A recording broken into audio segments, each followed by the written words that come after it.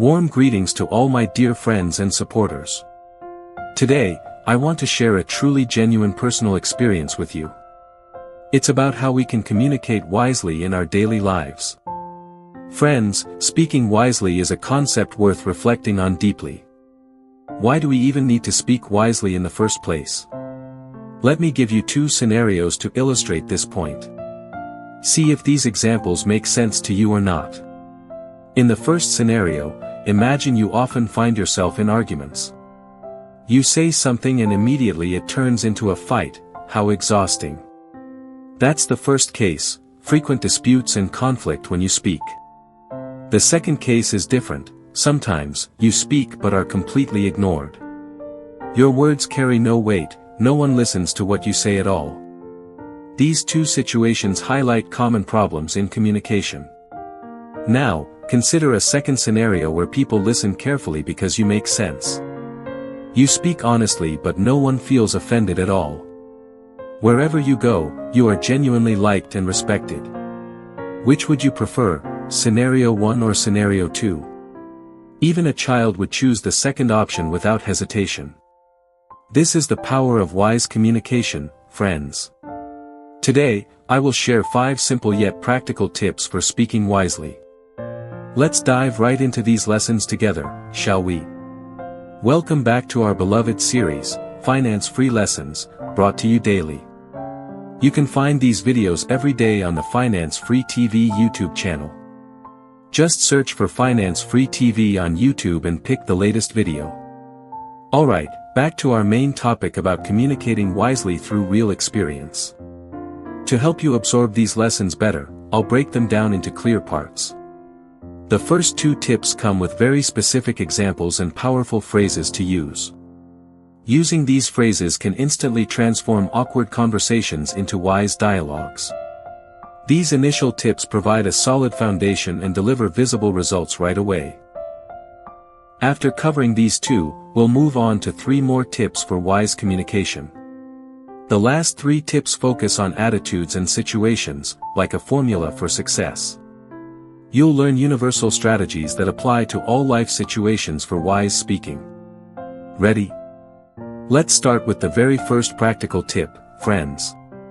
Hello everyone. I'm sure you've been waiting, and I have too. So let's jump into the first secret of wise communication right now.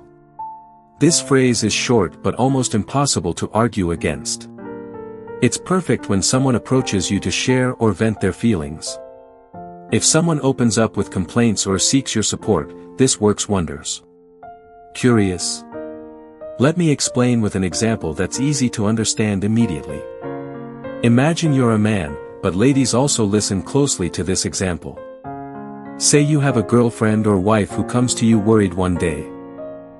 She says, "My skin is suddenly itchy, maybe I'm allergic or something. I'm so worried."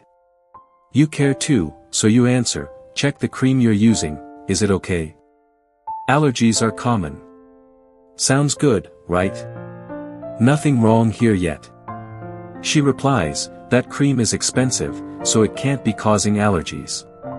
Maybe it's something else." Then you respond, "Well, if you're itching, I'm just suggesting a solution. Listen or not, don't be upset with me." Does this situation sound familiar? It's a common pattern. From a simple sharing, tension builds up quickly between 2 people. She gets frustrated, he does too, and suddenly they argue. One shares a concern, the other tries to solve it, but the first doesn't accept help. Then a conflict arises. Sound familiar? This young man seems wise at first but actually, his communication isn't smart at all. Surprise?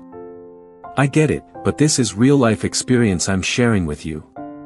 It's unwise to communicate like that, trust me on this one. Now, here's my tested method for such situations. When someone close to me shares a problem, first, I show empathy by agreeing. Then I ask a crucial question, do you want me to just listen, or are you looking for a solution? This clear question prevents any argument from starting. It sets a defined boundary and clarifies what the other person really needs. Are they seeking understanding, or do they want advice? In the example, the boyfriend gave advice without knowing what she wanted first.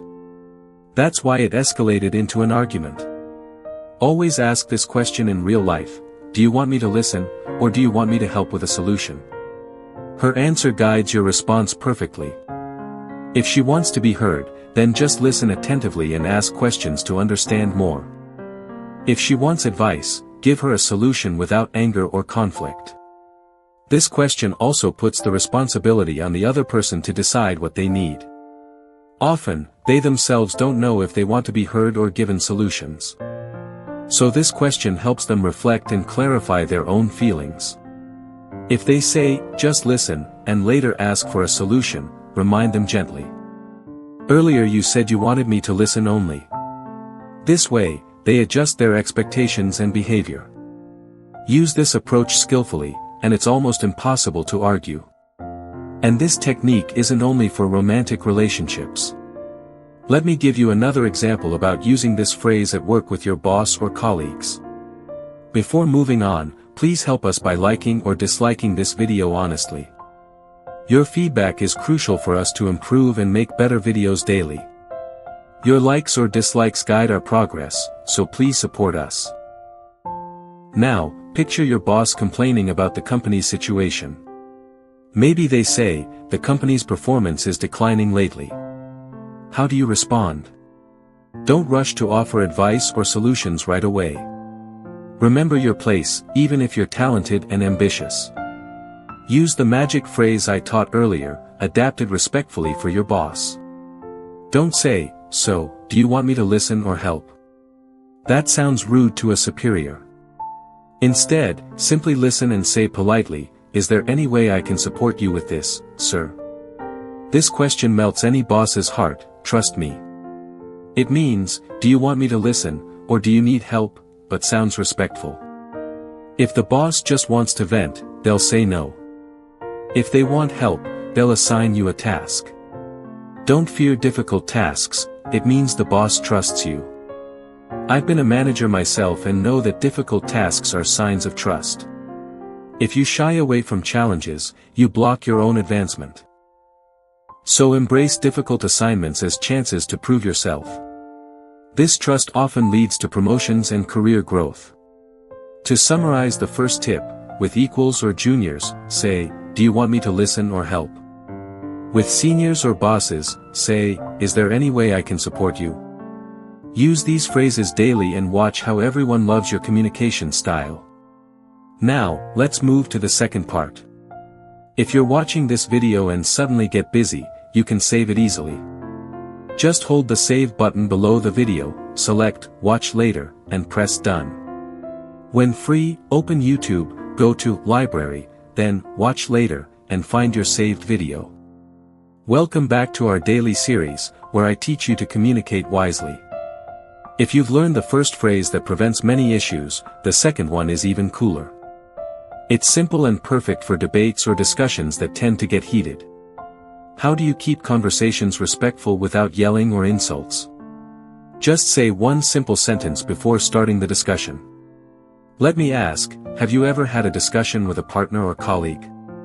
It usually starts politely but escalates when someone feels unheard or ignored. Voices rise, frustration builds, and arguments happen, sometimes with harsh words. Maybe you're the quieter one, silently holding back resentment. I've been there many times, so this advice is truly practical. Here's the key: before any discussion, say clearly, "I have an opinion."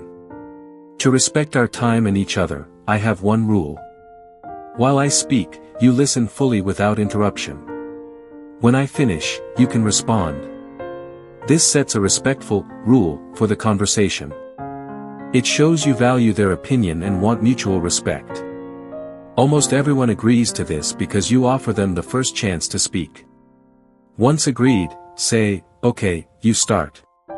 I'm listening." This phrase is powerful and diffuses potential conflicts immediately. You create a calm environment where everyone feels heard and respected. The biggest cause of fights is interruptions and talking over each other. When people feel interrupted, they get angry and raise their voices. By setting clear speaking turns, you prevent this from happening. This technique keeps discussions productive and polite. Try it next time you debate or talk through issues with anyone. You'll be amazed at how much calmer conversations become.